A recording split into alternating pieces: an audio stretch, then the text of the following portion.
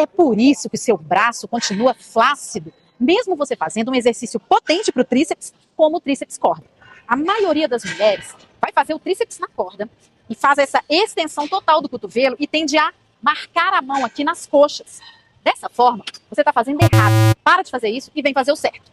A forma correta de fazer o tríceps corda é descendo o aparelho até a altura da sua testa, arredando um pouquinho para trás, puxando a corda, estufa o peito e você vai pensar em esticar e voltar. Perceba que a minha mão não chega agora a encostar nas coxas.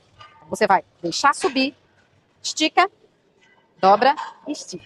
Fazendo dessa maneira, você ativa muito melhor as fibras do seu tríceps e ainda protege a articulação dos seus cotovelos. Se você já aprende a fazer o jeito certo dos exercícios com o conteúdo que eu posto aqui todos os dias, imagine se você entrar para o meu time das Fitnets. Então clica no link da bio e vem conversar comigo, vem que eu vou te apresentar o método Vida Leve.